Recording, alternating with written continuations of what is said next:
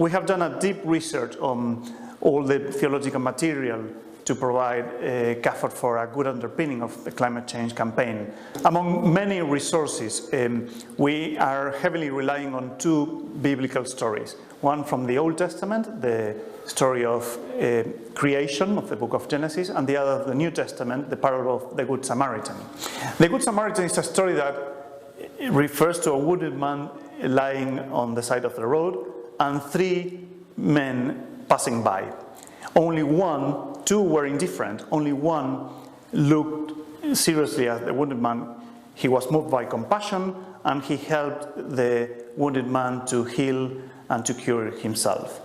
Actually, the original question of the parable is what shall I do to inherit eternal life, which apparently can only be possible through love. For example, we have to love with all our heart, with all our mind, with all our strength, with everything that we have. Love God, ourselves, and others. And this love starts by having a compassionate side towards those in need. So, if we talk about how to heal relationships, going back to the book of Genesis is really, really important. Because at the beginning, when God created the earth, He entrusted human beings.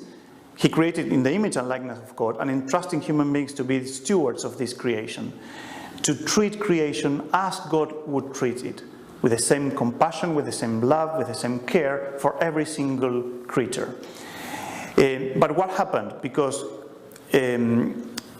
Adam and Eve, who were in the Garden of Eden and living in a perfect environmental harmony, they didn't respect the limits of their own stewardship. They wanted to be more. They didn't respect the limits of creation, so there was an untouchable tree that they broke the rule and they touched it.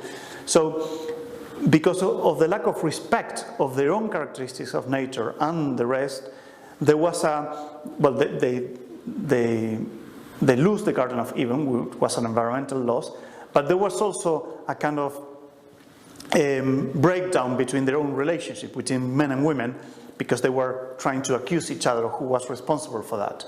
And after that, the story of Noah illustrates how, because of the violence on earth, we can also, because of the human violence, we can also destroy the entire planet.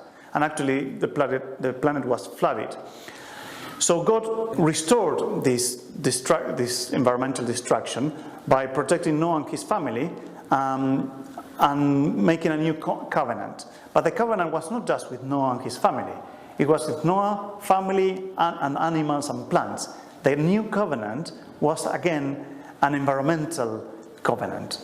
The reason for choosing the parable of the Good Samaritan is that, first, it's as one of our external theological advisors, Celia Joan Drummond, says, this parable explains perfectly well how to live a life to the full by having a compassionate love towards neighbors or towards beings in general. And secondly, this parable is a parable that was about the disciples of Christ. It's about discipleship. And thirdly, and perhaps most importantly, that this parable, among many others, it's not the only one, can shed light to the story of the book of Genesis, of the Old Testament. Why? Because the story of the Old Testament is about relationships and how these relationships can be destroyed or broken, and the parable of the Good Samaritan is how can these relationships be healed. So neighbor for the parable of the Good Samaritan is somebody that, not just somebody that is next to you or known to you, but other people. And what we are suggesting is those people, or the notion of behaving neighborly is not just limited to persons, but also to other creatures and to the earth in general. Why? Because Christ, who epitomizes the Good Samaritan, has come to redeem all creation, not just human beings. And if this attitude towards behaving neighborly is an attitude of Christ, his disciples should have a similar one. the parable questions who is behaving neighborly or in a neighborly way. So behaving in a neighborly way doesn't have any frontier.